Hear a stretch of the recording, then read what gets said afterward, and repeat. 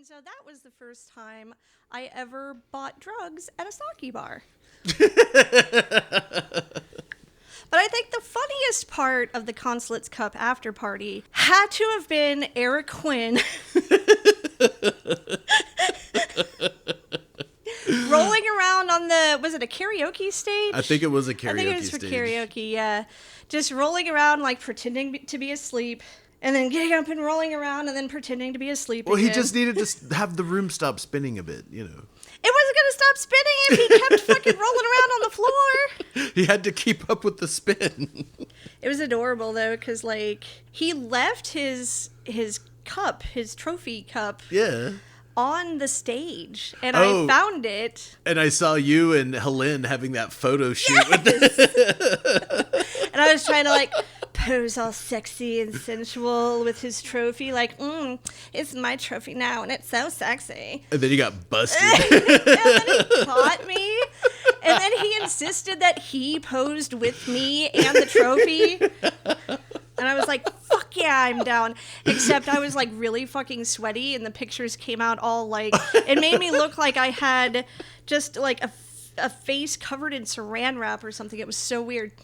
But anyway, yeah, that was fun. It was very humid down there. It was very humid. You know, the one thing that I noticed most about Austin, Texas. What's that? They must have, like, only two fucking industries. Breweries and doggy daycares. Oh my god, so many doggy daycares. So many fucking doggy daycares. And there's dogs everywhere in the city. Even the dogs have dogs. I know. And, you know, you're going to a bar, bam, dogs. Mm-hmm. You know, at the Consulate's Cup. Who was just chilling there? Dogs in the VIP section. Dude, I met like 3 different dogs at the fucking sumo tournament. Yeah. Put a little Mawashi on those fuckers. Make them go at it. They'll figure it out.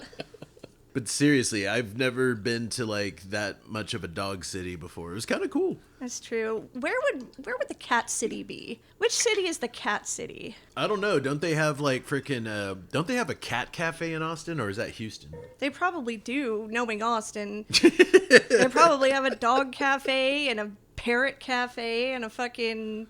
I don't know. Does Portland seem more like the cat city? Maybe. I don't know. They kind of seem like a dog place, too. I know there's, like, an island of cats in Japan. That is very true. Yeah. Didn't they make a Wes Anderson movie about that? Did they? Or was that about dogs? Oh, it's called Isle of Dogs. Never mind. See? Dogs again. Dogs have had enough. They are tired of being overlooked. Every other image on the internet is a cat. That's discrimination. Dogs are taking it back. Starting in the city of Austin. Internet for dogs. Sumo Punx, Sumo Punx, Sumo Punx, Sumo Punx. Sumo Punx, Sumo Punx, Sumo Punx, Sumo Punx. Sumo Punx, Sumo Punx, Sumo Punx, Sumo Punx. Sumo Punx, Sumo Punx, Sumo Punx, Sumo Punx.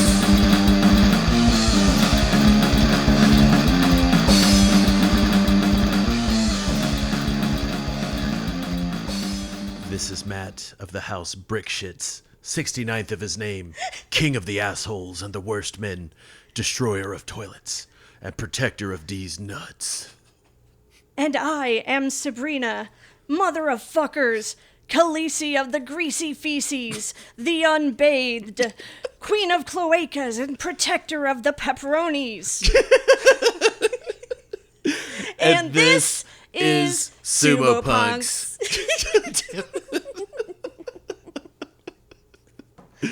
You are protector of the pepperonis. I do eat a lot of fucking pepperoni. That is... I mean, that's how I protect them. I put them in my tummy. And then they're all protected from other people eating them. So, we are back for part 2 of...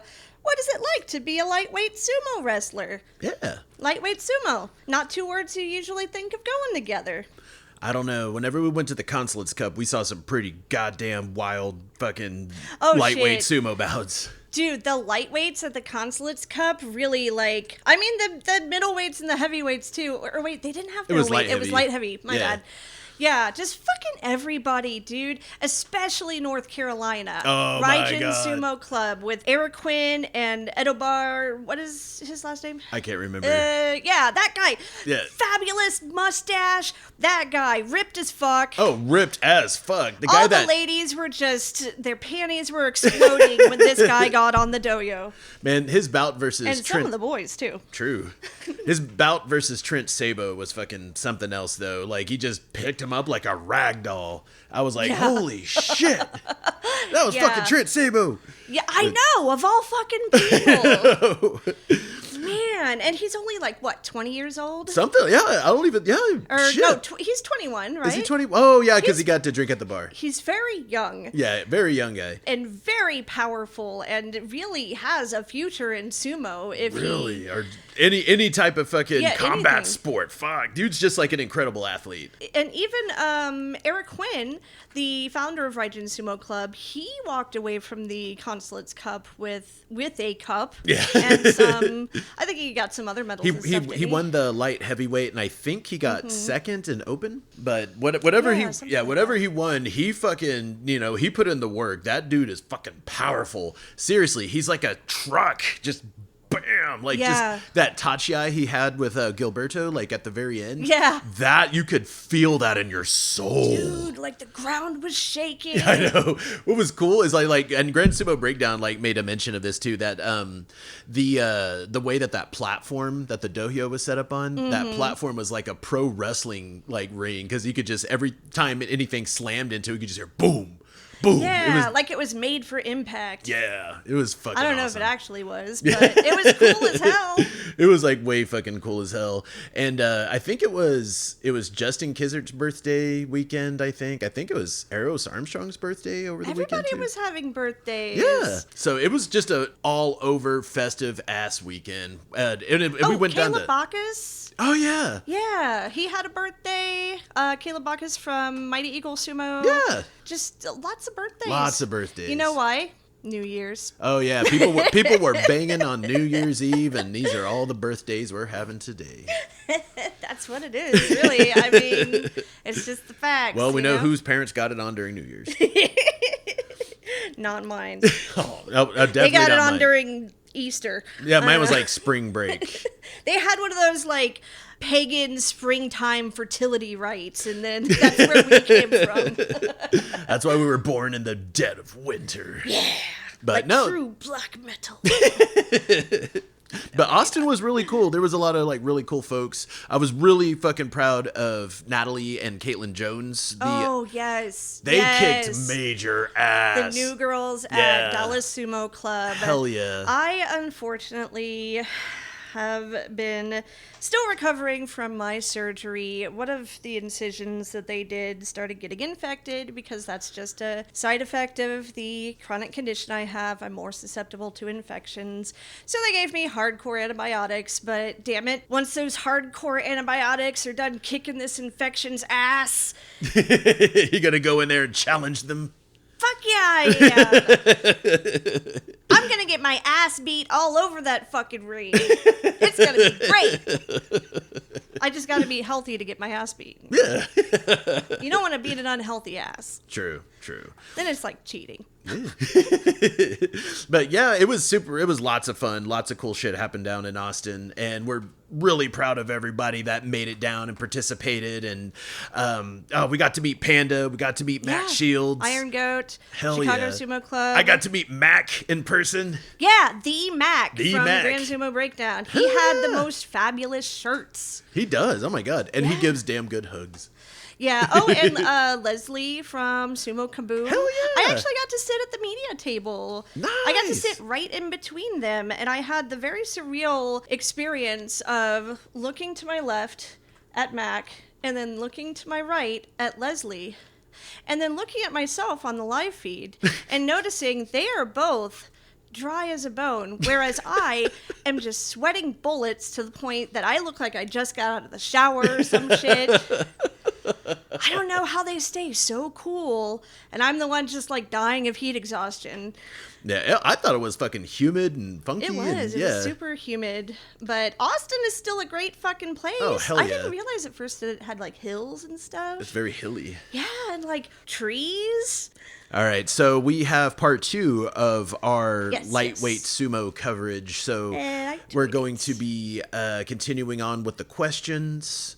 Still talking to the same guys. Still Dakota. Still Nicholas Ton. Still Oscar Dolan and Jonathan Flowers. You almost got that in order. It's Dakota, Oscar, Nick, and John. Oh, wow. Well, I wasn't trying to get them in order. No, it's fine. It's fine. It's the same order it was in last time. So this is the second part where we ask them the rest of the questions, and you guys get to hear the rest of their answers. Yeah. So let's go ahead and get into it.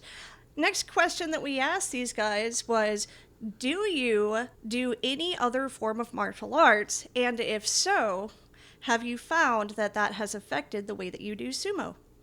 Here's their answers.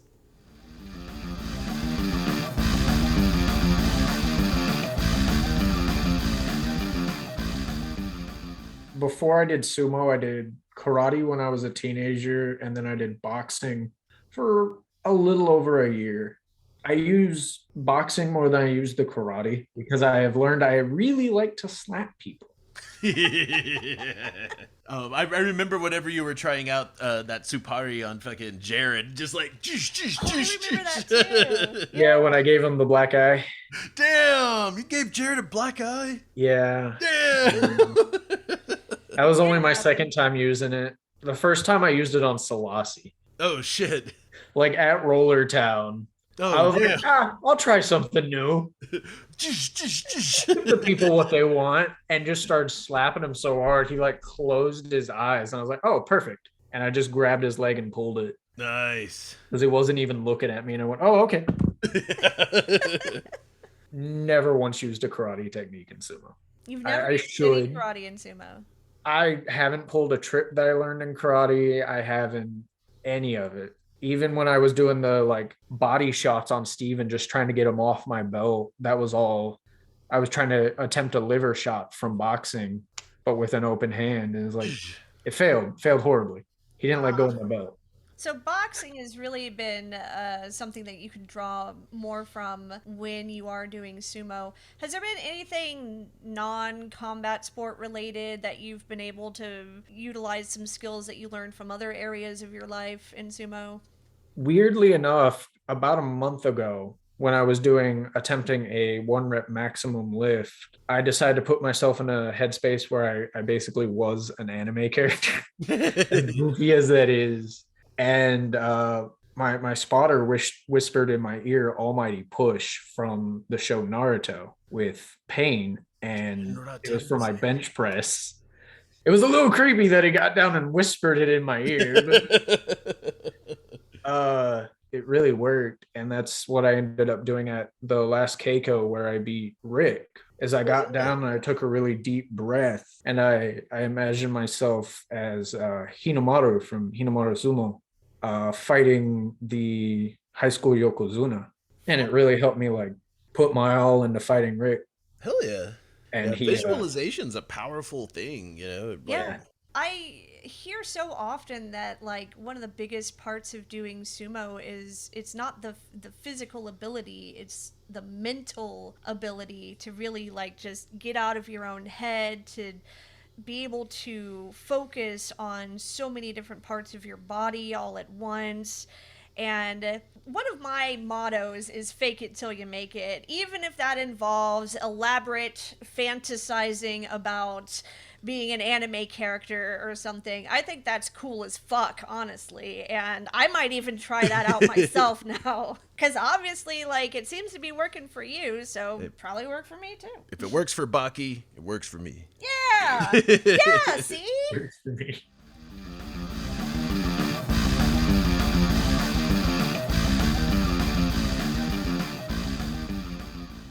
I've never done any martial arts, any combat, never even gotten in a fist fight in school, never fought anyone before sumo. So I was a pure sweet virgin of sumo. Aww. But yeah, I was, as I said, a rock climber in high school. I was just like a general athlete before that. Like I did soccer and running and all that. But for the most part, I was like a lean athlete. I was never like a fighter or a football player, rugby player. Not one of the beefcakes. Yeah, I didn't move weight. I moved myself, but not much else. So it was interesting making that transition, and it was mostly a transition of passion, not really of necessity. So I made the transition to what I wanted to do and did what I had to do after that. But I've been told I have good hand-eye coordination by several sports coaches. So I think that's probably my biggest attribute going into sumo. It's kind of translated into good ring sense and good footwork and all that. Good reactivity, and I'm happy with that. That's kind of the aspect of sport in general that I like the speed and reaction timing and all that. And one thing I noticed, I don't think it was you guys, one of the commentators at Iron Belly mentioned that a particular move I did, I must have learned from prior experience in judo, and having no judo experience whatsoever, I was proud to have faked that enough that an experienced person believed that I had done judo before. So that felt nice. Hell yeah. Nice.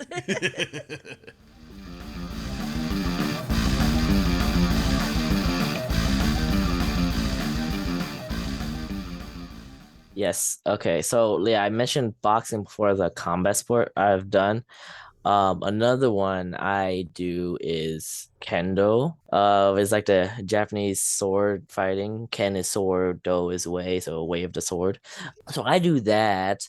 I did that actually a little bit more than I did sumo, and to like how much of what I was able from those martial arts to translate to sumo. For boxing, I would say from the very beginning, the way boxing translated over, not much footwork, not much. I mean, I guess I know how to hit people, but the way you push thrust in sumo is different.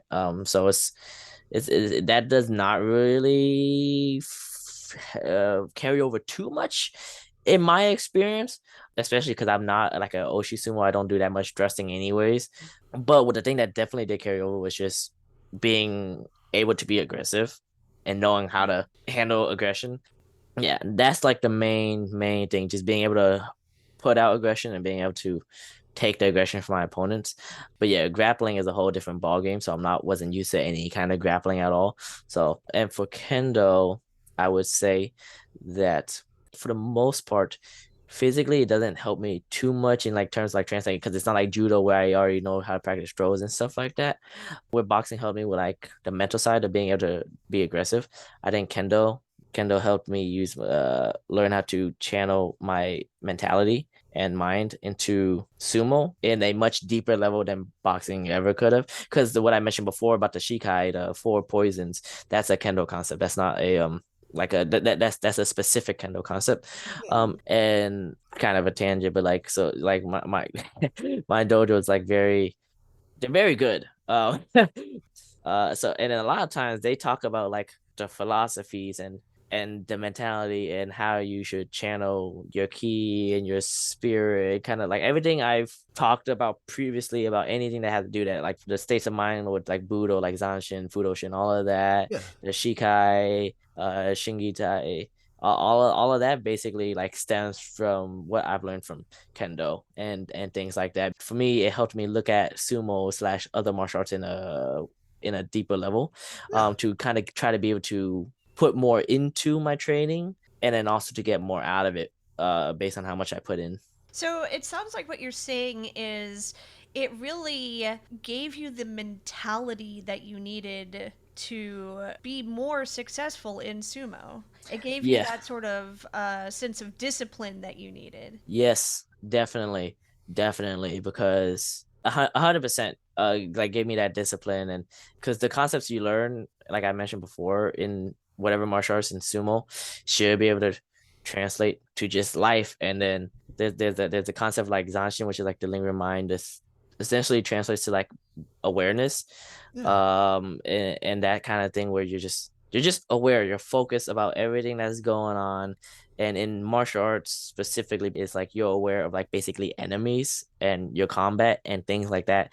That's why when you bow out in sumo, like when after the bout is done and you're both there and you bow out, when you step out, you take a back step out. You don't turn around and walk out like that. And it's like a two-pronged reason. One is supposed to be, yes, you're respecting your opponent by not turning your back on them, but also you're ready for war. So you're not turning your back on your enemy kind of thing. Not exposing yourself. And it's supposed to translate to life where, you know, you're going around, and especially nowadays, you know, how things are so crazy. You just have to be aware of your surroundings, aware of what situations you may be in, putting yourself in, trying to get yourself out of, things like that. So it's just like always be aware, always be prepared kind of. Yeah, so like it's just like the martial arts, the lessons you learn there should definitely translate to your whole life. Yeah. And it's definitely hard to do that if you don't train and have a specific perspective and mindset on it. And like a lot of times for me, since I am the quote Oyakata of Shogeki Sumo, I am able to talk to my people and give them little talkings here and there between it, and they're like, I've never seen it that way.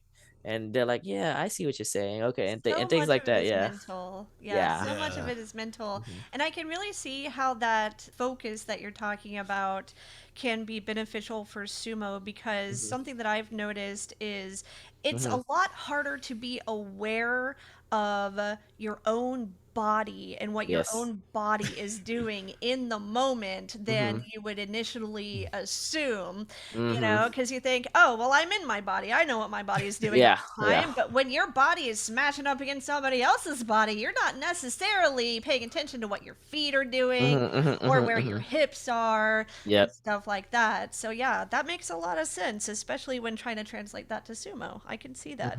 Yeah, what did you call it? A movable mind?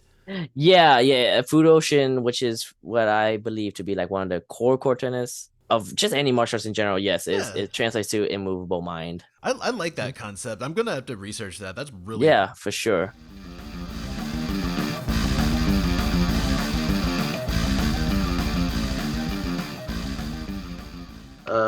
Jiu-Jitsu, MMA, and Muay Thai. Mostly the takedowns. As far as like the standing takedowns that we do in jiu-jitsu, which is like pretty much wrestling and judo either way. Like I do try them sometimes, but most of the time I try to stick to just sumo. I need to get back into my roots of it because, you know, I'm just coming back. I mean, that helps. Now, as far as sumo helping with my jiu-jitsu or judo, I have not had a jiu-jitsu black belt take me down from standing. Like they have to roll backwards or something. Like coming at me head on, they cannot take me down. And then they asked me, what the hell have I been doing? I was like, I did sumo wrestling for a year, dude. Like, you're not going to move me. I ran Dory with the judo black belt, and I was telling him about, like, hey, I did sumo. He was just like, huh, okay, you're a sumo player. Then proceeded to throw me on my back. But again, he had to roll backwards. Like, you can't take me head on. Even all the weight I lost, most people, other grappling martial arts cannot take me head on. And that's all sumo, and I laugh about it. Hell yeah. So you're saying that it's the other way around from how the question was worded. It's not that the other martial arts you practice make you better at sumo. It's that sumo makes you better at those other martial arts. When I was learning about sumo, I heard one statement about sumo I've known to be true. Sumo helps everything, but nothing helps sumo but sumo. And I can tell you from my own experience this past year, it is true. I can't take much stuff from jiu-jitsu or judo and take like some throws and stuff, but you have a gi for that. Yeah. And it doesn't transfer over the same. And I mean, yeah, Greco-Roman stuff, but it's no. But sumo, like with jiu-jitsu, somebody goes to try to pull you down or try to take you down, you have the instinct, the base in you to like, no, you're not moving, dude. But yeah, sumo helps everything, but nothing helps sumo but sumo. That's legit true. I can tell you from experience.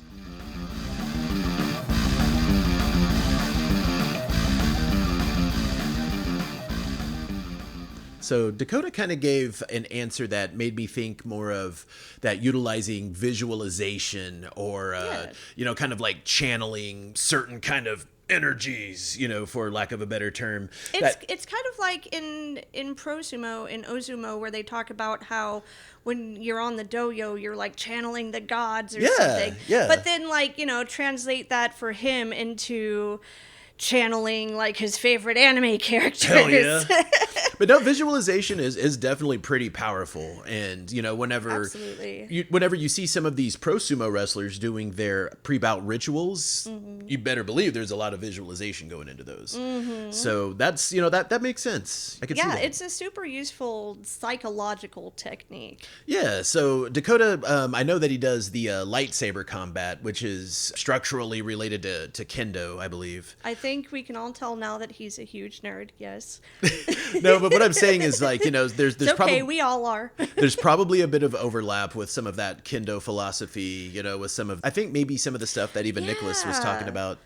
Yeah, and that was a lot of stuff that Nick was talking about, especially how it helped him develop the mental discipline to excel at sumo. I see what you're saying, yeah. Yeah, so I think maybe just being able to get into that heightened state of consciousness, to that combat state, so I think the visualization aspect is probably helps Dakota, get into that style. And, like Nick, definitely, he explicitly stated that it was kendo and a lot of the Budo and a lot of the philosophy and, mindsets from kendo is kind of carried over into sumo for him.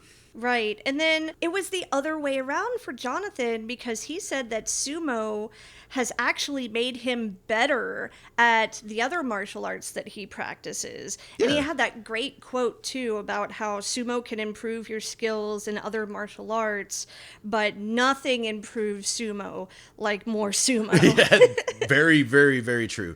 I mean, if you think about it, there are other disciplines that can go hand in hand with sumo. Like Aqua was a judoka. Hell, even Tochinoshin champion judoka. Yeah. And so they, they're able to take those skills and put them into sumo. But Jonathan, whenever I first joined Dallas Sumo Club, he was there. He was one of the first people that I ever fought.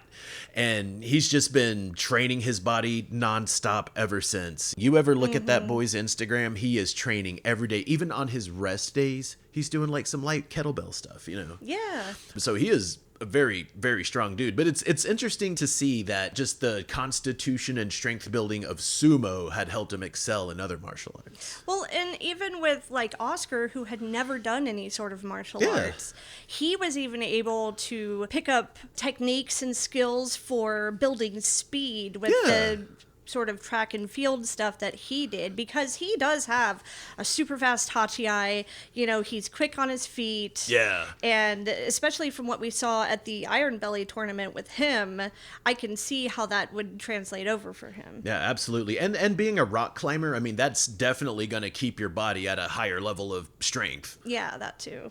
So the next question we asked was, have there been any pro rikishi who have influenced your style of sumo? Let's check it out.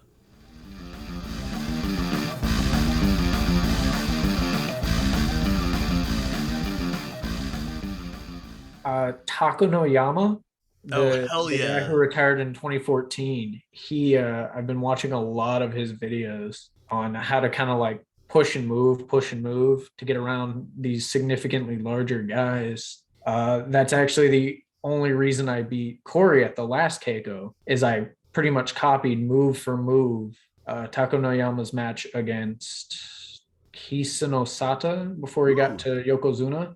Nice. He slapped him in the face and then just shot sideways, and then slapped him in the face again and just kept doing that.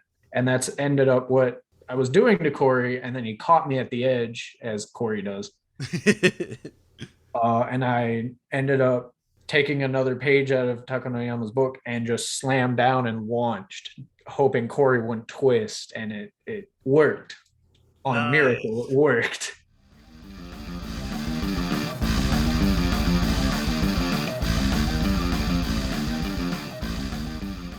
I believe it was Bruce Lee who said, "Be Chino Fuji." If you can't beat Chino Fuji, be Takunoyama.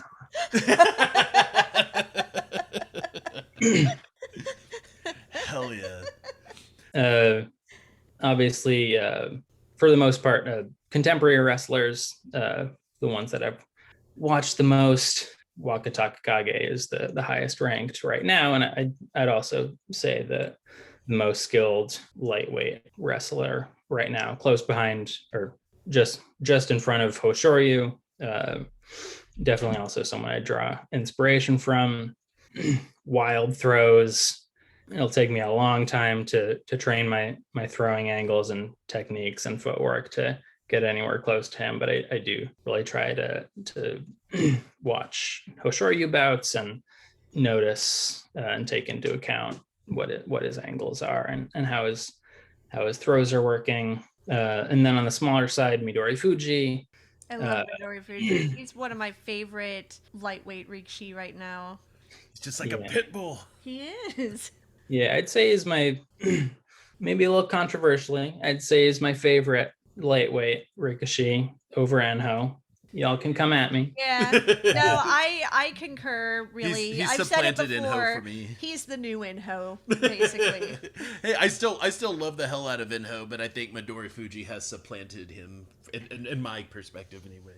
Yeah, and it's kind of a shame because I mean I haven't really gone through any generations of sumo, so I can't speak to like which niches are filled by which Ricochet, but it does seem like those kind of lightweight, fast Ricochet are pretty quickly replaced and like have a spike and then a quick downturn. Like Enho is only in the top division for less than a year, like 5 or 6 tournaments, I believe, and then down to Juryo where it seems his natural proficiency is. So at least in my recollection, I hope Midori Fuji can break that, and obviously I hope as well.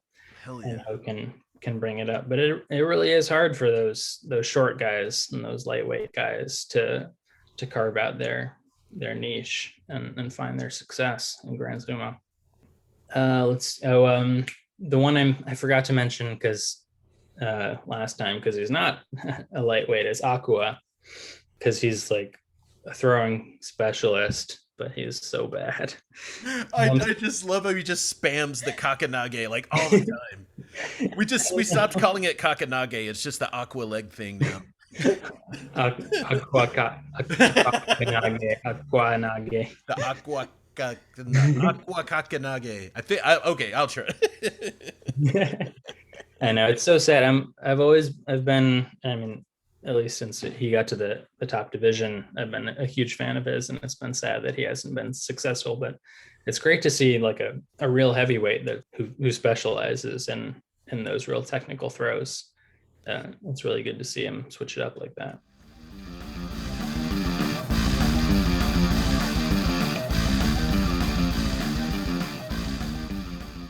I cannot say that like I really, really have tried to emulate anyone. What I can say is that there is a wrestler that I've really, really liked, I guess, and it's Chino Fuji. A lot of people's favorites. Yeah. So Chino Fuji is like one of the big things that I really liked about him was the fact that, you know, yes, he was 6 foot tall, but his opponents were like 6'4". Yeah. And, you know, yes, he was like 270 pounds, but his opponents were like 400 pounds.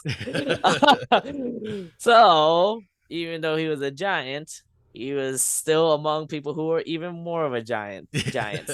Like he wrestled against Konishiki, who was like what 700 pounds up there, like 650, something like that. And isn't he like super tall as well? Like isn't he like 6'6" or something? Yeah, he's definitely taller. Okay, yeah. Also, I have to mention he just started following us on social media and liking our posts and stuff. Yes. We can continue the conversation now. Yeah, Sorry, you're I just super had to say excited that. about that. Absolutely. Yeah.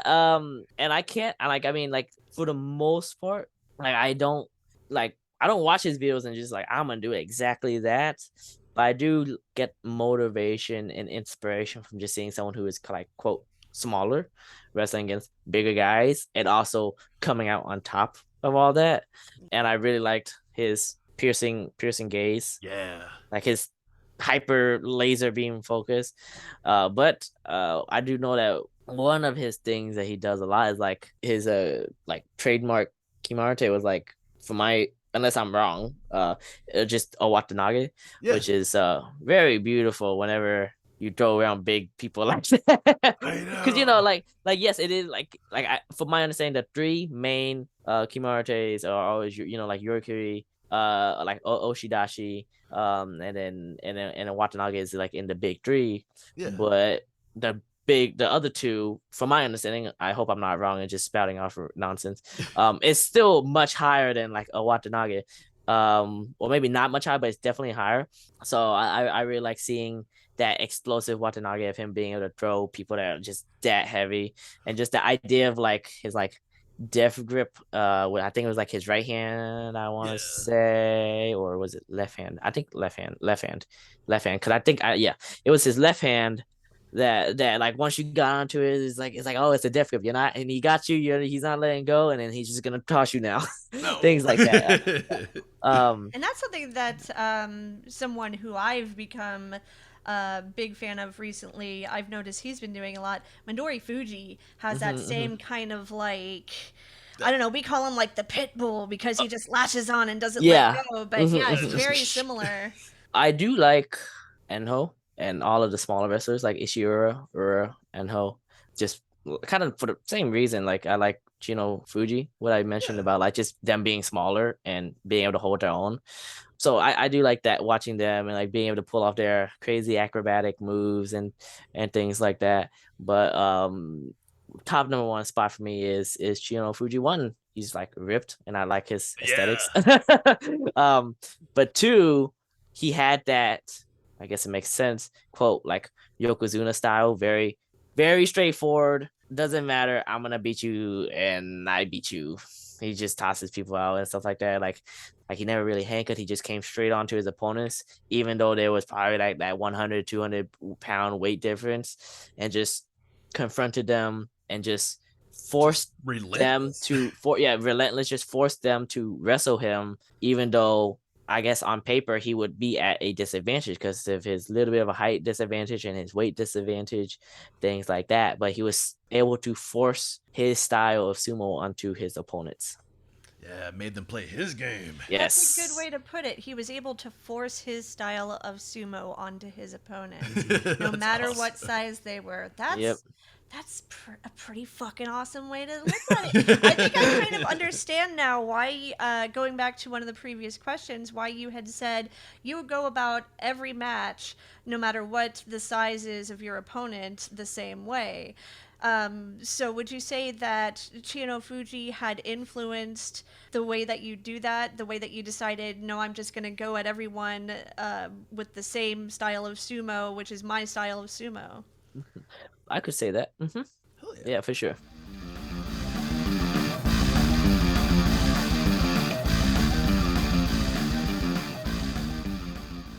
I would say the only person I've really ever, let's say, looked up to is actually an older guy, Tako no Yama. I've said this lots of times because at the time he's like 6'2", about 220, 230 pounds. At that time, I was about the same build. And I mean, he went from being a judo world champion to a pretty mid-level of professional sumo coming from a different country. Like, he didn't do the greatest. He's not one of the greatest. But it's like you have to think of what he had to fight through to get to pro sumo, get to like mid-level and stuff. And then proceed to manhandle the dog hell out these guys. Like he has some of the most intense matches I've ever seen. It really does. Right. Like that's a strong. You look at his upper back and tell that's a strong man. And so I would say definitely him. That's the reason I had that style of going straight at you. Like it was no trying to get around you. I was like, screw it. He can do it. I can do it. I mean, he's hanging and do Oshikudo here and there, but I mean, his style was hit you head on and throw you on the ground.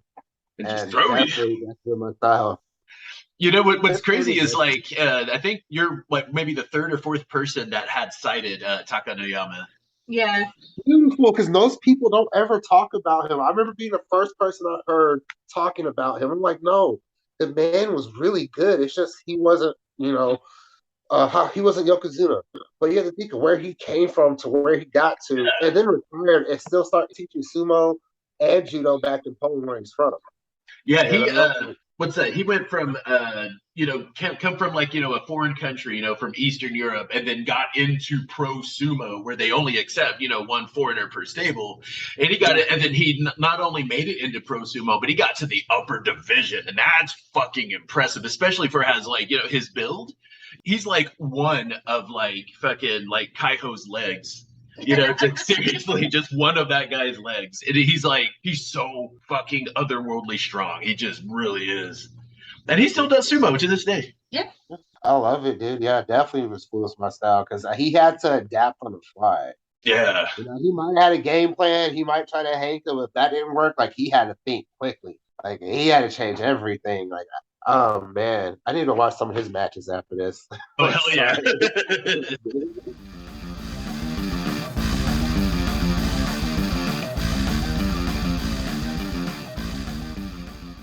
Man, that was such a great quote that Nick had about Chino Fuji, about how he forces his style of sumo on his opponents. That is pretty fucking cool. I like that approach to it, Yeah, like your style of sumo doesn't even matter. It's just Not like, in no. my dojo. It's like, no, we're doing this my way. We're playing my way. Fuck yeah. But I really like that. But that's a bit what I expected, to hear Chino Fuji and Takanoyama. Oh yeah, everybody said Takanoyama. Yeah. Pretty much everybody. So if anyone that's listening to this doesn't know Takanoyama, he is a Czech former pro rikishi, and he is very slight. I mean, don't get me wrong, dude is built. I mean, he's got muscles just out the ass. Like his whole body looks like it was chiseled out of fucking marble or something. But he's extremely muscular, and his style was just, he's a smaller dude. He was very slender, very slight, and his mawashi looked like it was wrapped around him like 10 times.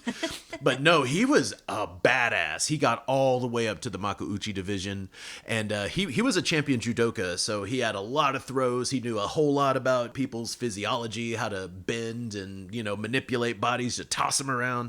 It was really fucking cool, watching his style. So to see a dude with a slight, slender frame like that fucking just take on these 400-500 pound rikishi, that's fucking inspiring. I mean, even to me, I'm a huge dude too, but still, I fucking think that's cool as hell. Well, and speaking of things that you don't really think of happening often, we had Oscar talking about how Aqua, who is actually a bigger guy, nobody would call Aqua lightweight, being more focused on throws and stuff because of his history with judo. And you would think that a lot of the bigger rikishi would be more kind of Oshizumo guys. Like look at fucking like Aoyama. Big old dude, pusher thruster to the max. And it works for him. It really does, yeah. And then you got old Abi and Ichiyamamoto, those, orangutan arms dudes that just fucking, they got that reach, Yeah. But Aqua, he's there with the fucking very stereotypical pusher thruster body, executing these fucking throws, spamming the kakanage. Yeah, doing the Aqua leg thing. The Aqua leg thing. But yeah, I mean, he really is fun to watch. And then the other one that we saw a whole lot of mention, Chino Fuji, and of course the Wolf, definitely the Wolf. And his whole deal was he got that muscular, he built up that frame so he wouldn't throw his joints out while he was throwing these fucking huge dudes. Specifically sculpted his body to minimize injury. Yeah. Now that is what I want to do. Fuck yeah. Because I have teeny tiny little bird bones, and I mean, because of my disorder, I already have some joint degeneration. So I'm going to have to build up those muscles around like my elbows and my knees and whatnot if I'm going to keep them healthy, But yeah, it's cool to see that there's a different breed of rikishi, that influenced the lightweights, so Takanoyama, Chino Fuji. And then, we also heard mention of, Wakataka Kage, Midori Fuji, Enho, Ishiura. Yeah. Some of the smaller dudes. But, I really like that Takanoyama and Chino Fuji were like the common denominators. Yeah. A lot of people's favorites, not just lightweights. Oh, yeah. So for the next question, we asked these guys, is there any one particular match that you've had either while competing or just in practice that you feel was integral to your growth as a lightweight sumo wrestler? All right, let's hear what they had to say.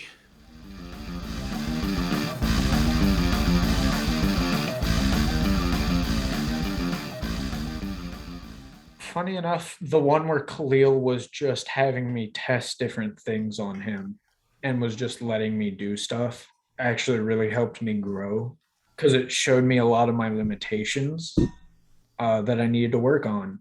So, and also him making me do it 3 times showed me how little stamina I had in the ring. But just him letting me test things and resisting me in ways that someone would resist me in an actual match really helped me develop some new stuff. That's actually the reason I started doing the Supari, is because I realized I can't throw people all the time. I can't do this stand up forceful sumo that I love watching. I just can't do it. And that really helped me grow, just having someone who's like, yeah, let's test out these new moves. Go for it. When I rewatched the only bout I've ever won against Steven, where I Ashitori'd him, that showed me how much I lacked in balance compared to everyone else, because I had one of his legs in my arms and he was still standing and didn't fall. And he was still able to like resist me in some way. I was like, I wouldn't be able to do that. And because I know I'm physically stronger than him, I tested that theory in the gym with him. Not on purpose. I thought he was going to be a lot stronger than me. And then he showed up and I'm like, all right, let's do this. And he's like, I physically cannot. I cannot physically do that, Dakota. So when I learned, I was like, man, my balance is bad. That helped me grow because I wasn't doing Shiko. I was just kind of going to the gym every day. And now that I've been doing Shiko, like 100 to 200 a day, my balance has improved. And it's actually helping me in my other sport because I'm not falling down and losing points because I'm tripping or anything like that. Oh, yeah.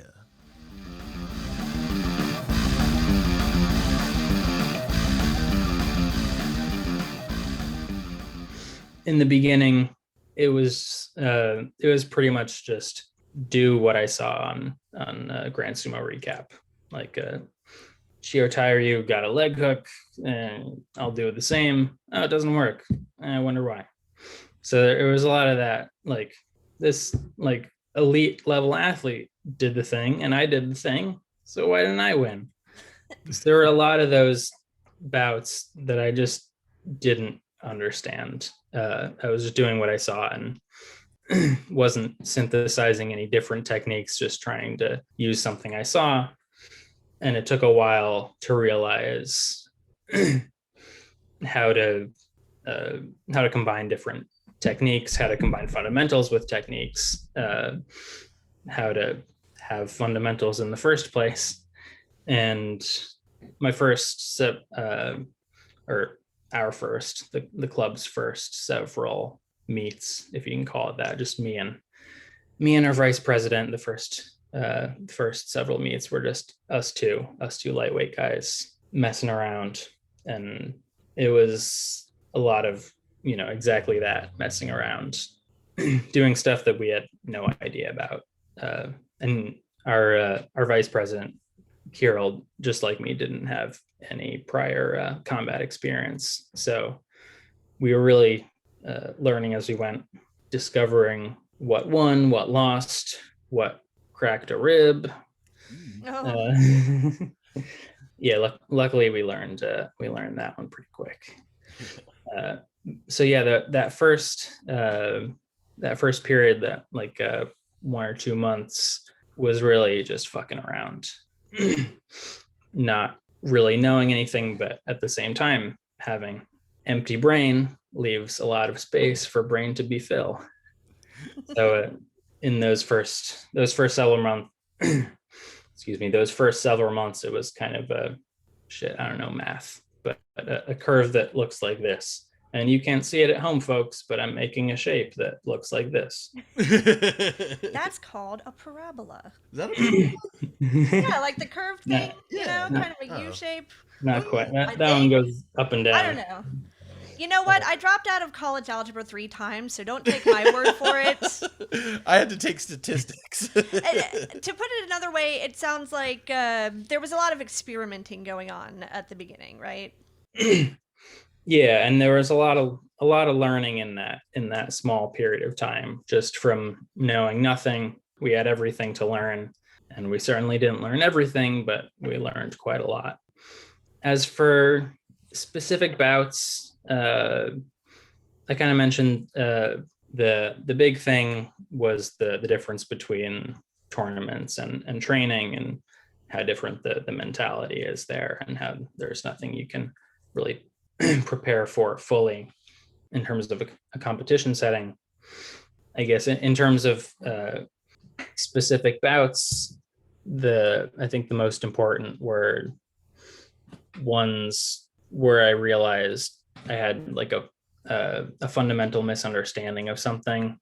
Like I had learned something, but then through one specific bout that didn't work at all how I planned, I realized that what I had learned was wrong. So I had to go back and relearn that. And a few of those were like getting a certain grip, like getting a monozashi grip, one hand in, one hand out, and having my dominant hand in the right position, and then being completely pivoted around and not using my footwork for that. And another one, I guess on the positive side, kind of the opposite of that, getting kind of a chance grip, just like throwing my hand wherever, and then I found like exactly where I put my hand there and levered off of it, created the perfect environment for a throw against a much more skilled opponent. And it was, never something I would have realized like theoretically, like studying or whatever. It just had to happen like that. Is it something you were able to replicate after that? Or Yeah, was that it was the only time it happened.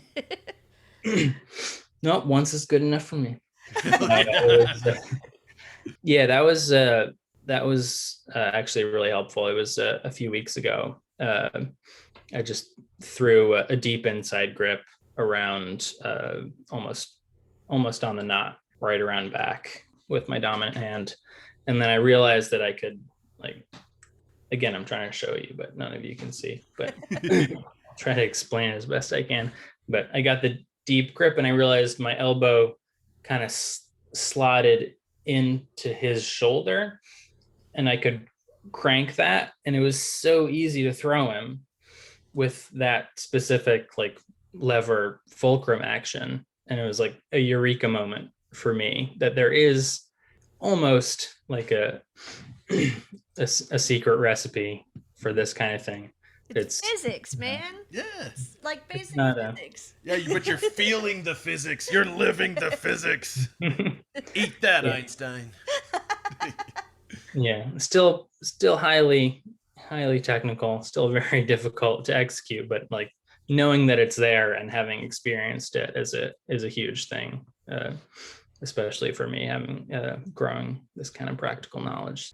I guess kind of looking at it from the frame of reference of the different types of opponents we kind of have, in terms of consistent members, we have like one lightweight, one middleweight, one heavyweight, really two lightweights because I'm a lightweight. But in terms of my opponents, it's these three totally different guys in kind of the middle term of the club, when our two newer members, our third and fourth members, James and Mike, our middleweight and heavyweight, came in, and I had to transition from fighting against just a lightweight and mostly winning to not knowing at all how to fight against heavier guys, and pretty much losing every one.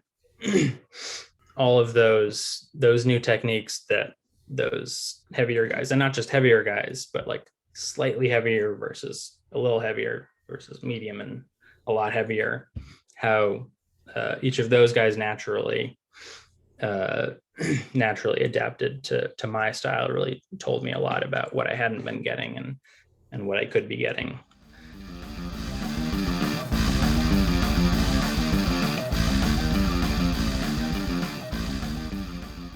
I think all of my matches, I learned something from them, no matter if they're like a newbie or someone who's really good like Justin. I definitely like learn a lot more from like wrestling like with Justin when he's able to give insights on how to defend against different moves and things like that. But I couldn't say that there's any one match that really influenced me. I guess if you wanted to look at it, phrase it a little bit differently, I could say that maybe when in Tokyo Night Festival, the first one, after I for the most part recovered from my first car accident, and I wasn't even supposed to compete. I was just supposed to be there and making sure everything ran well. But then Justin and Corey were both like, "You're not competing." I was like, "No." They're like, "Get in here." So I wasn't even planning to compete.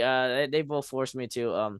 And so the two tournaments I had before that was Texas Classic, the one where I popped into it with no experience, and Constance Cup, which was like 1 month after that, and I really did not train anymore after that. I lost all my matches, and I was still kind of training then. But the Tokyo Night Festival, when I went there, and one of the last two tournaments, I won one match out of like fucking 20 or something like that. But that one match was a missed call. It was not supposed to go to me. But so really I basically lost like 20 matches, official matches up until that point. And then Tokyo Night Festival, I went like 6-5, and I wasn't even trying. I wasn't training for it. I wasn't even like the minutes up to it. I was not even expecting to compete. It's just Justin and Corey was like, "Get your ass in here and you're gonna compete. Put your name down. We're putting your name in the brackets." I was like, "Okay." And then I went 6-5, and I was like, this feels good in the sense like, okay, I've been like improving. And I think that's the closest thing I could say of like a match, but it's not like a specific match. It's like this specific event. Yeah. That I could say is the closest thing to being integral for me, because it helped me like kind of like break out of that cycle of just 20 losses from 20 losses to having a Kachikoshi 6-5 winning record. So that felt pretty good to me, and that's like a boost of confidence, and like everything you gotta be confident in yourself. That was I guess a big help for me. If I had to pick one specific opponent that would to have helped me, probably like Justin, because I used to train with him a lot. Like every other weekend I would travel up to Austin. I did that for like 3 months or something like that, 3-4 months. I want to say, and just because of his vast array of knowledge, he's been able to teach me a lot. So I think like if I were to say any specific person who has like taught me, it was him. Yeah. Oh, yeah. Cool. Yeah, he's kind of like everybody that I know that does sumo kind of like in my life, like they're all somehow in some way like related to Justin. Yeah. They all pretty much have the same story of like, oh yeah, Justin Kizzer, that guy's a badass. I learned so much from him. Hell yeah. Yeah, definitely. It's like a brick wall. I'm Seriously. I Tachi, and then I'm like, all right, I just hit a brick wall. What do I do? Yes. Yeah, he's a very solid guy.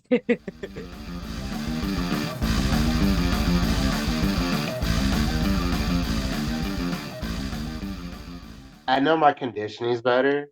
I do know that, but as far as personal growth and my skill, like back, because I've been on a hiatus right now. Yeah. I know. I'm coming back. I have to go murder people with their clothes in October, and I'll be right back. No, I'm serious. I never thought of doing like, or calling, Brazilian jiu-jitsu, or something, any discipline that's real gi heavy of like murdering someone with their clothes. That's fucking great. No, there actually is a rule. As long as your belt is tied to your body or their belt's still tied to them, you could choke them with it. Oh, damn. Yeah, so if I get them in a crucifix and like loosen my belt a little bit, I could choke them with my belt and laugh at their coach until they Damn, dude. Damn. Oh no, like you have to understand, I'm going to this most vicious thing I can. I'm doing wrist locks, choking with clothes, with ankle locks. Like I'm doing the stuff most people won't do at my belt level. Yeah. Because why? That's why. So no, once I do this October 23rd, I'll be right back. Hell yeah. I'm just taking a break, dude. Like I needed to make up for the team tournament last year. Like it broke my soul that I worked all that hard and made the same mistake 4 times out of 5. 4 times out of 5 made the same exact mistake. We won the medal, but me personally, I felt like I just did it myself. So that's the reason I took a break and just been doing other sports. But once I'm done with that, no, I'm sumo forever. I started all this other stuff for sumo. Like, what the hell does that look like? I still tell people to go to sumo to this day. I was telling somebody yesterday, like, hey, go try sumo. I have my own weird relationship with sumo, like I do with anything else, but I know I still talk about sumo a lot. Like one of the first thing people know is I'm a sumo wrestler, and then I'm a jiu-jitsu and Muay Thai player and stuff after that. Like, Hell sumo's yeah. first. I need to get back because I was one of the main people draws. It's like, hey, this guy's small. He'll like, what was it? Roller Town. They're like, he'll fight everybody in here. I'm like, yeah, Hell yeah. I'll be here all day. And I think I kept going until like almost after we had packed up. I was still trying to go at people. Other people get injured. I keep trying to remind y'all, take the L, dude. It's like they say in jiu-jitsu, tap early, tap often. You're training. There's no point in trying to kill yourself. That's the reason you'll see me sometimes like, whoa, I don't got this. And I'll just pretty much let you just push me out the ring. I'm not going to kill myself over training. Yeah. Like, what do you get out of that? You get nothing out of hurt yourself for training. We That's got one true. of my guys with jiu-jitsu. Like, he has a photographic memory. So he can remember the moves and stuff. He's very explosive for like the first 2 minutes. Then after that, when you're just trying to murder him, he refuses to tap. Like he almost got a shoulder ripped out of socket because he refused to tap. Oh, And Jesus. it's like, yeah, exactly. So it's the same thing with sumo. Take the L at practice, dude. Even if you feel like I got this. If something starts not to feel right, or you're just going towards a fall anyway, just take it. Yeah, Like, don't be stubborn. Yeah, there's no reason to try and like actually like hurt yourself badly to where you can't do sumo again, you know. exactly. I mean, don't kill yourself for training, people. Whoever hears me, do not kill yourself for training. Also, all Dallas Sumo Club members, new or not, you need 50 Shiko every day. God damn it, I do. Yeah. Sabrina keeps telling me to do more Shiko. If you want me to fucking lead this shit off, I will. Like, seriously, I'll go do 50 Shiko right here when you get off the fucking phone just to prove the point. But you have injuries you're coming from, and then you're also coming from a lot of weight loss, dude. You look great, honestly. I'm so happy. If we looked at you a year ago when I first met you to now, it's like, wow, Matt, like sumo's fucking you. Yeah, dude, it's changed everything. But I mean, look at me, I lost 60 pounds. Oh yeah. Also, you need to be slow, Shiko. Don't do like I do and do like 10 minutes of fast, Shiko. They need to be slow. 50 slow ones.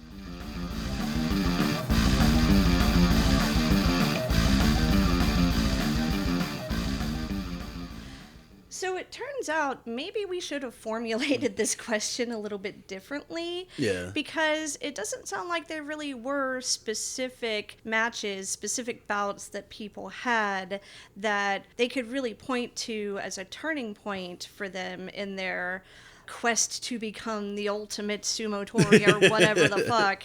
Like, specifically, when we talked to Nick, he talked about at the Tokyo Night Festival, it wasn't any particular match. It was just, you know, finally being able to get his groove back after all of those losses and then building that confidence back up, which we say it all the time. It's not something that's necessarily physical that's going to help you grow in sumo. It's also mental.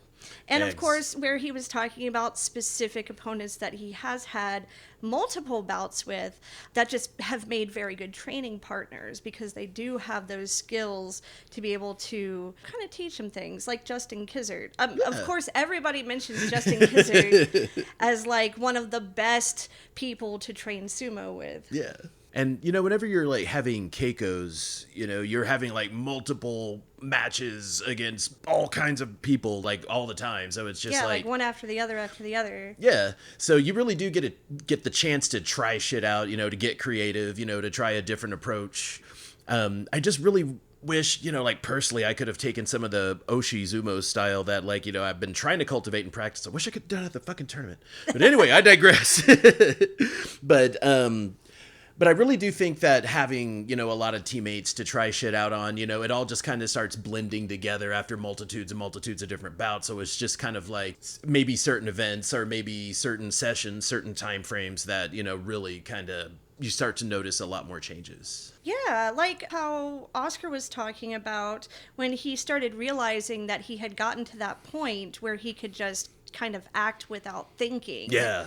And see, he kind of gave it as two separate things, the ability to act without thinking, and then separately the ability to be creative and try out new things. But I think that kind of goes together, you know, because once you have that muscle memory to kind of just act instinctively, you can be more creative because you're not getting stuck on all the little details and all the basic movements and things like that. Yeah, it's like all your mind has to do is just simply move your body, just act.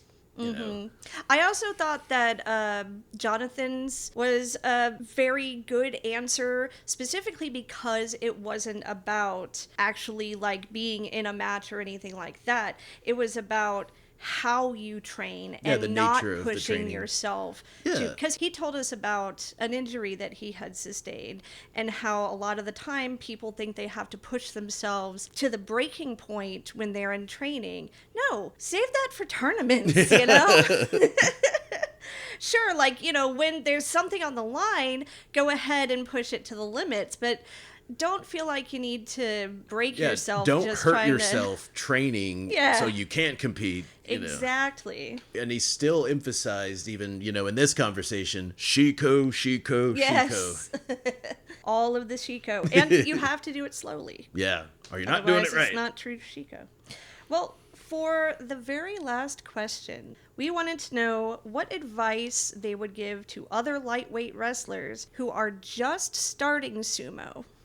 And we also wanted to know what advice they would give to lightweight wrestlers who had been doing sumo for a while and wanted to up their game. Here's what they said.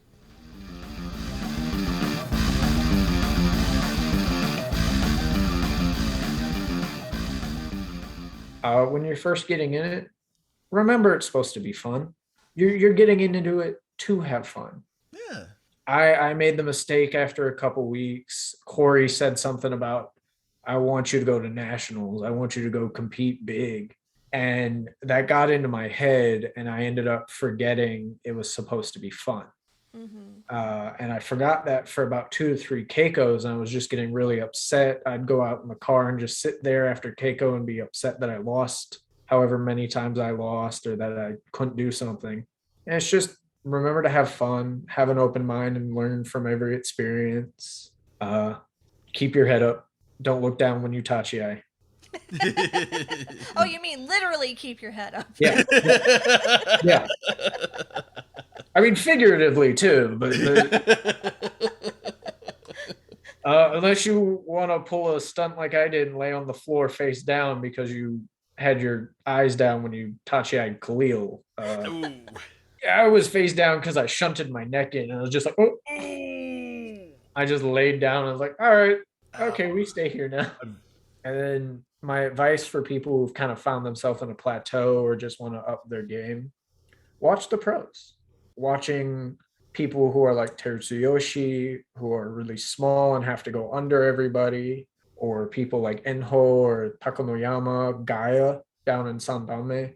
He's actually a really good one to watch because he pulls these crazy wild techniques to take down 200 kilogram people at a crispy 75 kilos, which is like 1 kilogram heavier than me. Wow. He's taking down people who are Matt's size and Khalil size, just able to knock them over with balance and technique. Gaia's people like that are the ones to watch. Yeah. Gaia is actually kind of scary. Yeah. Kotoeko holds a special place in my heart and always will. I can never give Kotoeko up as my favorite. He's the first wrestler that I saw that I was like, wow, he looks really good. Just, he has a really good physique. He's built really well. He's a handsome fellow. Learn that from Matt's Instagram post. That's a handsome fellow. Where he's just like chilling in like the underwears, just posing around like outside of a van. It's like he drove his van somewhere to get out and just pose. You know, it's just like, fuck yeah, Kotoeko. Yeah, I was like, wow, what a handsome devil. I was like, with love, Kotoeko. Oh, man. Man, I'm just going to do that now. We need a van that I could go and fucking pose around places. You have a van? We can totally do that. Yeah, that's what we're doing this weekend. We're gonna go drive to the fucking Kroger parking lot so I can just go like pose You have around. to stand next to the duct taped bumper. Fuck yes. Was there any more advice that you had for lightweight wrestlers? Anyone who gets stuck, just push yourself past your limits. Do stuff that makes you uncomfortable, and eventually it'll become comfortable, and you'll be able to do it in the ring. That's stuff I make my fighters do with my saber dueling group. Is I'm like, do this move that makes you uncomfortable or that beats you all the time until you're just so comfortable with it. No one can do it better than you. I was so comfortable with Tachi that I relied so heavily on hurting people when I shouldn't even say hurting, but that was about what I was relying on, was trying to clash heads with everyone because I knew my head was harder than most people's. And then I clashed with Kyle from Colorado, and his head was harder than mine because he does like actual like things to make his head and neck strong and stuff like that. And so it was like, oh, that has failed me today. That's another tank in the sumo army right there. Fucking he Kyle is. Fariner. He's also like Matt, just a really gentle person at least. He's like, oh, let me just gently lay you down as softly as I can. And he's immediately like, are you okay? As I've gently laid you down. I did not realize I was laying you on your face. Oh.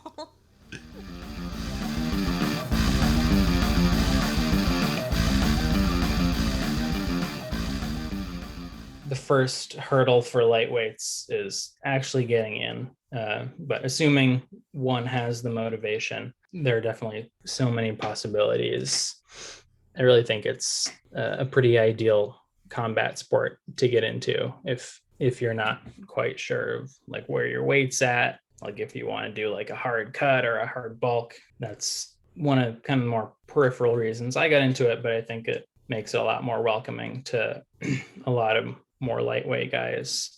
And I guess in terms of advice, and I guess on the competitive scene, really the first priority is Shiko.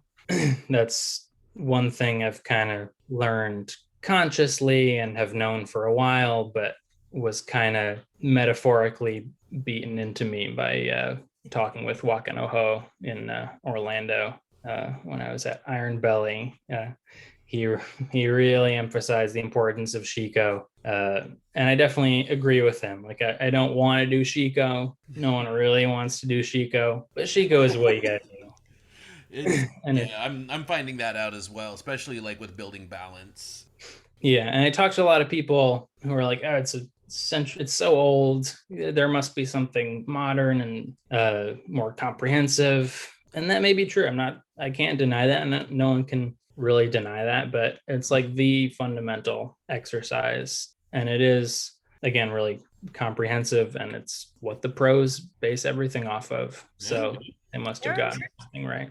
There are certain Kimarite even where you will be in that position, with your leg up in the air and like trying to keep your balance. So I can definitely see the importance of it. It definitely has a lot more applications than one would think, or one would assume without having a pretty vast knowledge of sumo. And that's where kind of the tradition gets passed along, and that's where the tradition is really important. So I think if you're 90 pounds, if you're 900 pounds, you can do Shiko every day. Maybe not every day. What did he say? I think Wakanoho said 100 Shiko 3 times a week. So 300 Shiko a week. So it's definitely still a lot. I won't say like 1 or 2 Shiko is enough. But if you can do a significant amount of Shiko on a consistent basis, I think you can really improve no matter what your weight is. And then I think it's obviously worth it to get yourself as close to a specific weight class as you can if you really want to compete. Like I'm already pretty close to lightweight, and I'm consciously trying to put on that extra weight to get up as close as I can. And it's definitely hard for smaller guys, like really skinny guys who need to put on several dozen pounds, so that might be out of reach, but I definitely think bulking up in a healthy way, I mean, if you can learn a chanko nabe recipe, by all means. It's delicious. It's hearty. It's very nutritious. I'm all about the chanko nabe. Hell yeah. If it's your if it's in your wheelhouse, definitely put on some weight, but don't worry too much about that, and just focus on those fundamentals and build all of your techniques and skills off those fundamentals. Shiko, Suriashi, and Teppo are the three I think are the most important for anyone starting. Let's see, what can I take from that last tournament? I mean, for what it's worth, Tyler, far and away the best lightweight wrestler at that tournament.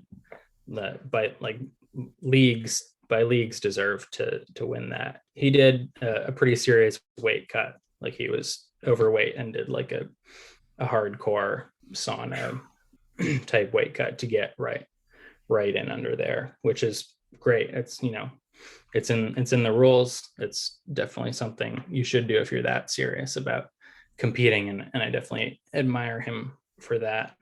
So if you're really right there focused in, by all means do that. But I definitely noticed a lot of more lightweight guys.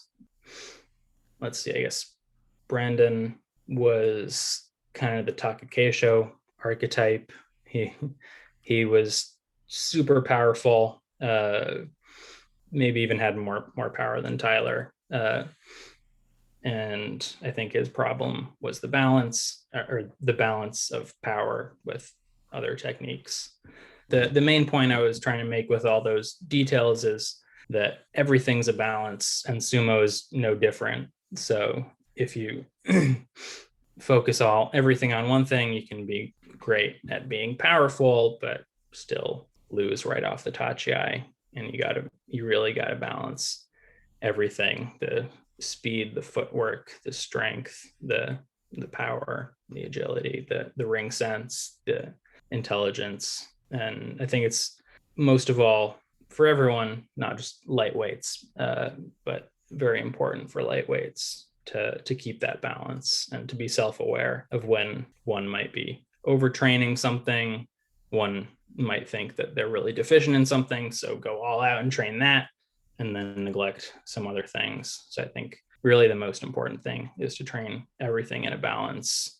Communicate with people more experienced than you, see what they think about your technique, your fighting style. Seek out as much input as you can get and really find that balance, that middle path. The way you were describing trying to find a balance of like skills and speed and ring sense and all that stuff, immediately in my mind I imagined building a character for a Dungeons and Dragons game. And it's like, you don't want to put all of your points into like charisma or something, because then you're gonna die with like one hit, you know. And you don't want to put all of your points into constitution, because then everybody's gonna be able to trick you because you don't have any wisdom or whatever. Yeah, so that makes a lot of sense to me when I put it kind of in those terms. Nerd. Shut up. Roll a d20 for Tachi. Oh yeah. Oh my God, she's gonna make a sumo campaign. I'm gonna make tabletop role-playing sumo She's now. gonna do it. I'm gonna do it. And have like, I don't know, wizard powers or something. Oh my God, could you imagine like some sort of weird magical wizard Kimarite? Like what that would entail? Oh my God. I don't know what have you Keep done? my brain. It definitely sounds like you are.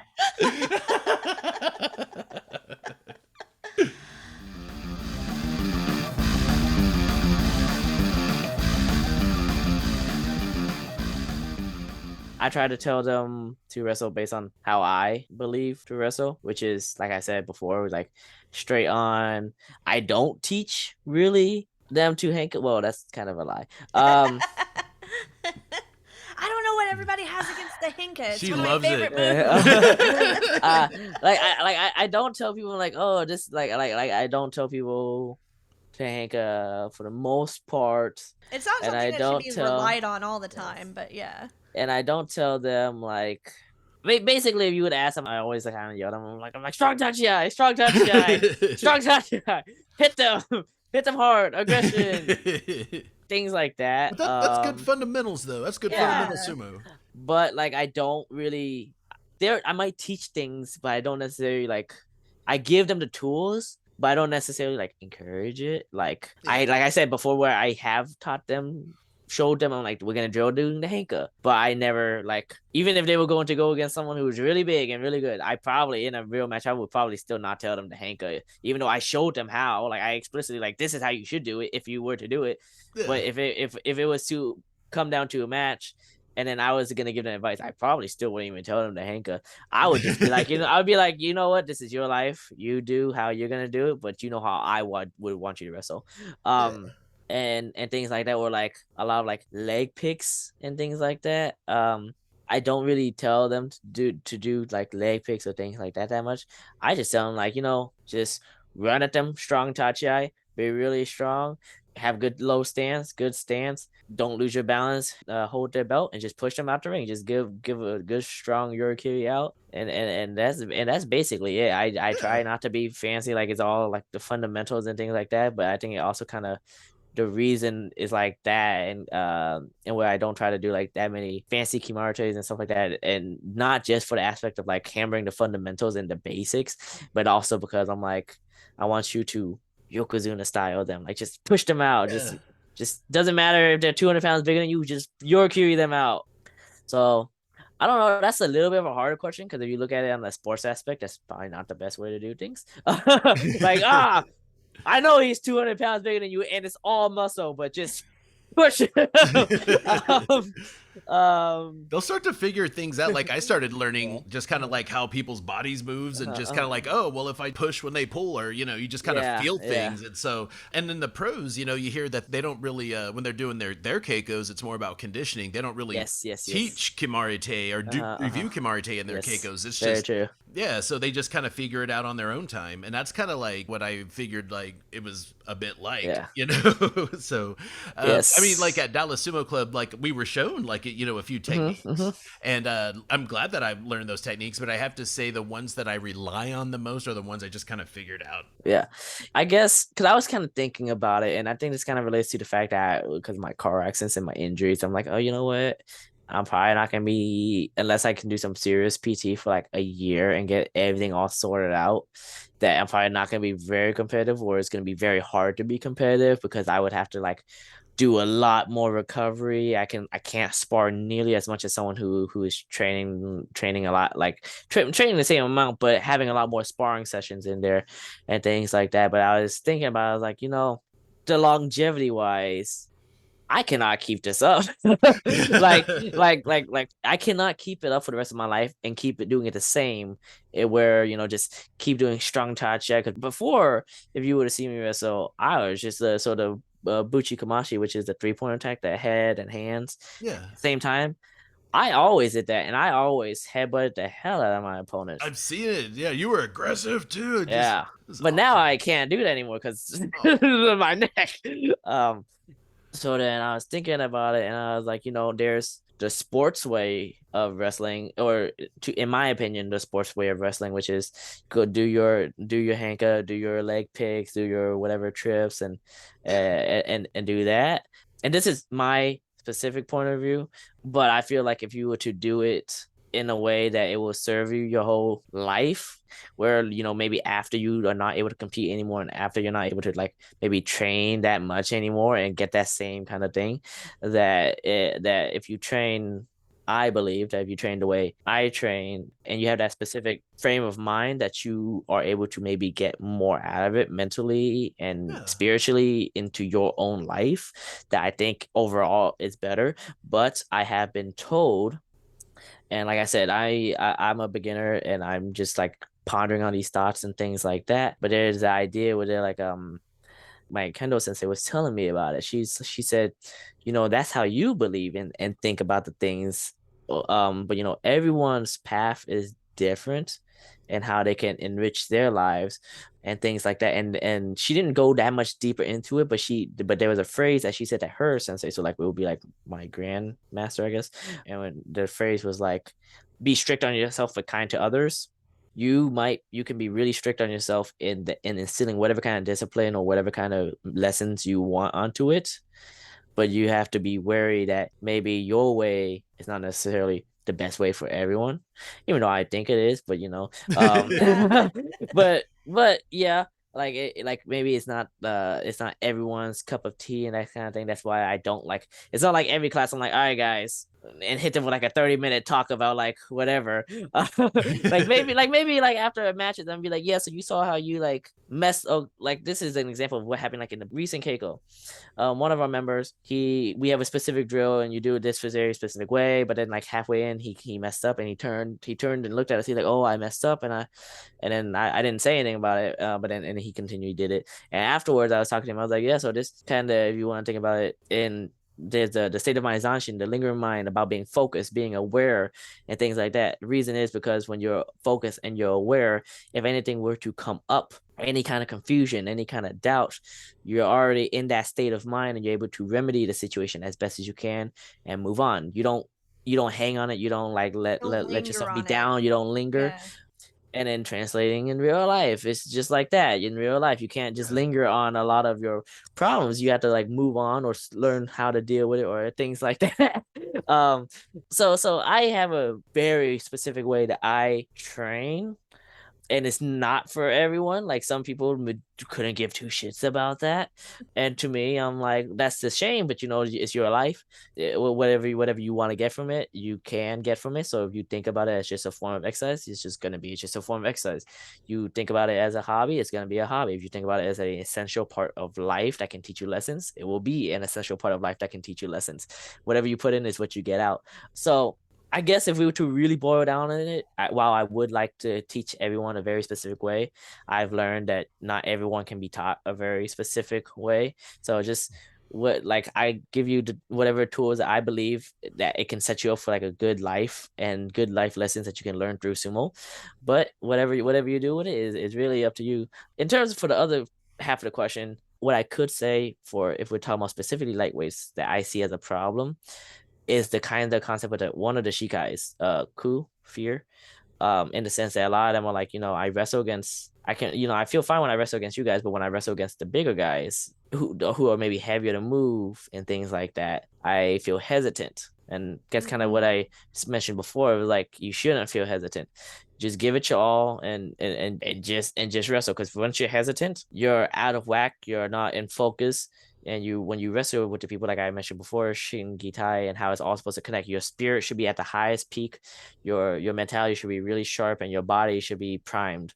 In sumo, since the matches are so short, so quick to end, if at any one point any of those factors, any of those pillars were to kind of dwindle or weaken, if like let's say physically you don't have as much endurance and then bam, you catch your breath or something like that, they can take that and win. They can take that little moment of weakness and win. If at any moment your spirit were to dwindle, that can translate to your physicality. Like, oh, I don't think I can win, and then they just let go. And I've seen that happen where people, like, I can see that they lose in spirit and then they just give up. I'm like, you had so much more in you. Like, you could have sat down, you could have brought your base down, you could have tried to wear them out, things like that, but you just stood up. Because I see it like when they'll be wrestling and then they just let go of their form. They just stand up and basically walk out. They've And let themselves get pushed out. that they're not going to win. Yeah. And things like that. So, and it goes for all of them, but specifically lightweights, just because they do have that disadvantage where they may face people who are bigger than them, that they have that natural fear because the people are bigger than them. But I feel like they should not have that fear. They should just wrestle. Yeah. Someone that I know that does that as well is like fucking Corey Morrison, like prime fucking example. It doesn't matter like who you are, he'll fight you. And he always he goes in there. He's relentless. He keeps going match after match after match. He's turning his body into a machine. Yeah. He's pretty fucking ruthless. He wrestles against Robert Westbrook. That guy is a man mountain. Every time I smash into him, I feel like he's like a cinder block of meat. Morrison is like like a angry raccoon or like a But he is. He's just so like a Wolverine or something, you know, like a honey badger. I don't know. He's just he's hardcore, but I like that about he's like got that energy. you could tell like he's just got that spirit and determination, and he you know he's got that Yes. drive. He doesn't, his spirit doesn't waver when he fights. Yes. Yes, definitely. And if he loses, he loses trying his hardest. And I think that's cool. That's admirable. Like if I wanted to emulate, you know, someone's just kind of drive, I would want to have that kind of drive. Yeah, Corey, I've seen the videos of him, and I'm like, nice. I'm like, nice. The only thing that I'm kind of a stickler on is just like it doesn't even really have to do with like their wrestling or their wrestling style or things like that. But I'm just so there's an idea in the Japanese martial arts called like reiho, which kind of translates to like etiquette. So I have a stricter sense of manners. Okay, so it doesn't have to do backflips on the doyo. Yes, that was yes. That's yeah. That was a big I one. gotcha. Yeah, like yeah. It's like I if I were to talk about it, I wouldn't be talking about like their wrestling style or anything like that. And this is like something stricter on myself too, by like trying to be having a specific sense of like manners and way to go about things and be respectful. And that's just and then that kind of like just for everything like you learn in sumo is like kind of translates. You train and you do your lessons and you learn how to focus, you learn how to channel all your spirit, your body, your soul into just one action. Things like that translates to life, and putting all your efforts into doing another task, whatever, like maybe from something for work, a business you're trying to start up, like Sumo Punx, anything like that. So everything you do is supposed to translate to real life. The manners that you are supposed to have in sumo, like not doing a backflip or having or like proper like I think what did they say, that hinkaku, you know, like that dignity and what is it, grace, dignity, but just, you know, having manners, just being respectful. just that, like, and I actually just did talk about this on last Thursday, my last kick with my team. One of them I was like talking about like, so reiho in sumo with the chirichos and all that, when you bow in and stuff like that, I was talking to them and it was kind of about like manners and things like that, but I was like, you should bow in together. Like when you should both step in at the same time. You should look at each other. And this part is a little bit hard to explain, but when you look at your opponent and things like that, you don't like do any kind of like winking and you're like signaling for them that you're gonna about to bow, but you just look at them and there's some kind of unspoken bond between you two. And you learn when you look at them, you know when they're gonna bow, and you know when you're ready, and then they'll know when you're ready, and they know when they're ready. So you will both bow together at like the exact same moment, but there was there was nothing to denote the bowing. Yeah. Or anything like that. So you're connecting with your opponent in a very spiritual, cosmic way. Because like, as far as I know, there's no reason for you guys to know when you guys are going to bow. But you just step in there, you look at each other, you connect, and you bow at the same time. It's just a feeling. And then kind of like, I'm not to throw shade on the European leagues, but a lot of them, when they do their chirichos, they like after they bow in and they do the chirichos, it's very very. I mean, you've seen them. It's very lackluster. It takes a lot of meaning out of what the chirichos is supposed to mean, and things like that. I've seen that with some folks. It's just kind of like they do it just to kind of get it out of the way. And exactly. Or when they bow out, like a lot of people will bow before their opponent have gotten there. When it's like, what are you bowing at? You're just doing a formality at that point. You need to wait for your opponent to show the respect once you are both there, and you bow together to show respect to your opponent and things like that. That's just because it's not just about you. It takes two to not tango, but it takes two to tachi-ai. I don't know. Exactly. And for me, you know, practicing sumo, I really do feel that there is like a correctness, in which you kind of have to approach things. It's somebody's culture, and we are, Yes.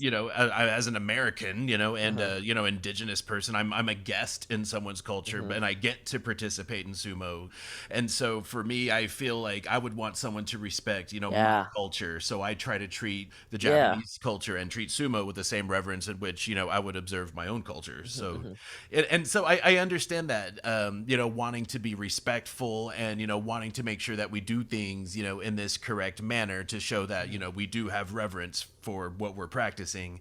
And I really like that you were relating the things that you learned from sumo into your daily life, because I do that all the time, and it Yes. really has like kind of giving me a new lease on life. So I owe a lot to sumo, which is why I treat it with such respect. So. Not just that, but also I could see how it would make you a better fighter too, like a better sumo wrestler, better rikishi, whatever you want to call them, because that's something that you have said before, is that a fight is almost as intimate as like a romantic relationship. You're doing this very intimate thing with another person, and of course, in our culture we hear the word intimate and we immediately think about like romance and sex and stuff like that, but there are so many other ways that two people can be intimate, and having that connection, like you were saying, with looking them in the eyes and getting synchronized and all that stuff,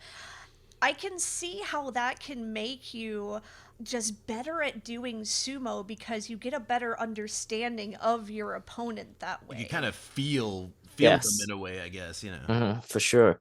Yeah, absolutely. So it's not the most like, my answer was not about, oh, I think they should wrestle like this.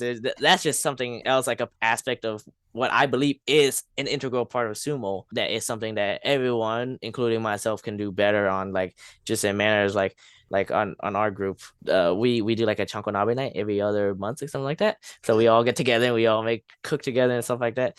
But there's like a specific order, like just in the stables, they have a specific order of who to give it to. It's like oyakata, and then this person first, and then the people who have been there the longest, because the idea is the people who have been there the longest have built the road for the other people, and they're supposed to teach them and things like that. But then first and foremost is guests, and there was one time where we had a bunch of guests. We're like, no, the guests get the food first, not me. They do. and things like that. It's just a really cool thing, because I think all of this is part of sumo, not just the wrestling, but there's like the mental side, the spiritual side, all of that, like the community building side in martial arts, where it's like like the people, like the seniors, I guess, they're supposed to take care of like the kohais, the juniors, and then in turn the juniors are supposed to take care of the seniors and things like that. It's supposed to be a community. I love that. Sumo to me has one of the best communities, that I've ever got to be a part of. I mean, like even people that, even there's the rivalries that I've seen, and they're all people that just pal around afterward. Everyone just likes to hang out and eat. Yeah. And I love that. And no matter where in the country that, you meet people from, sumo folks are just the greatest folks. Like ever. Yes. Absolutely. That's something that we had also talked to the Grand Rapids guys about recently, how in certain other sports there can be this sort of toxicity sometimes, whether that's spurred on by that sense of competition, or whether it's just like, young guys being young guys and just ego. In the sumo scene in the US, from what we've experienced so far, there's really none of that. Yes. And there is just so much more compassion, and it's so much more welcoming, and so much more like people helping each other out because they want to fight a better opponent, like not being like, well, I'm better than you, so fuck you. Yeah, absolutely. That's the community, at least in my mind, that I think you were talking about. Yeah, for sure. I think it's like the two main reasons. Like, one is like it's a just the people, the kind of people that sumo draws in, or maybe friendlier, I guess, for lack of better words. outcast people yeah, on the fringes yeah, of exactly. society, from what I've Yeah, noticed. so they kind of and then the second part is that it is a small community, so you gotta take care of your small community. You lose one person, that's losing a lot of people, right? Oh no, we lost our one member. That's half Shit, the that's club. like 5% Yeah, exactly. of the entire country is Yeah. like Yeah, cemetery. exactly. Yeah, definitely. Yeah. Mhm.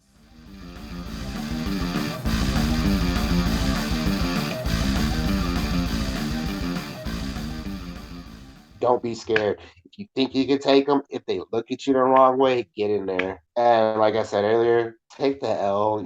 Especially lightweight, dude. If you're like one or two lightweights in a room full of middles and up, don't try to be Superman. You're not proving nothing. Other than that, do your Shiko, do your Shuriashi, study tape, find out who you like, find out who fits your body type. Actually, that's my biggest thing.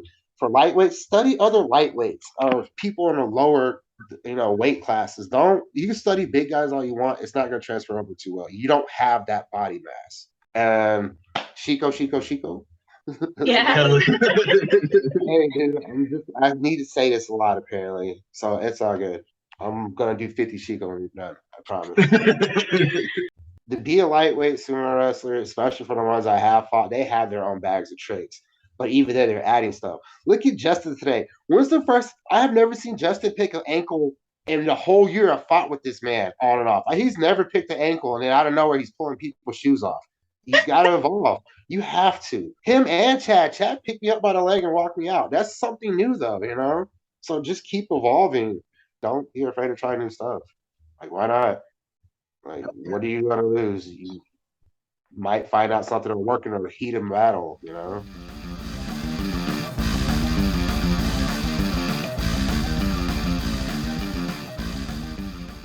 Well, the reigning advice for everybody, The of number course, one piece of advice. Shiko. Shiko every day, Shiko every night. I do 2 Shiko in the morning. I do 2 Shiko at night. I do 2 Shiko in the afternoon, and it makes me feel all right. God. That's terrible. But I really like Dakota's sentiment that it's supposed to be fun. Yes. I think sometimes people just get like too competitive. Yeah. And that just kind of, you can be competitive, sure, but when it gets to the point where it's starting to affect your mental health, or when it gets to the point where it's starting to affect your relationships with other people, Yeah. that's not healthy. It's time And to you need not to be a kind dick. of scale it back a bit. But other than that, yeah, just remember it's fun. Remember you chose to do this, so don't do it in a way that makes it feel shitty. Yeah. And, try new shit. Try different things that you might not otherwise try. Yeah, absolutely. And also what both Nick and Jonathan had said about not being intimidated. Exactly. That's really, really important because there are a lot of big old folks in sumo, So I mean, it's sumo.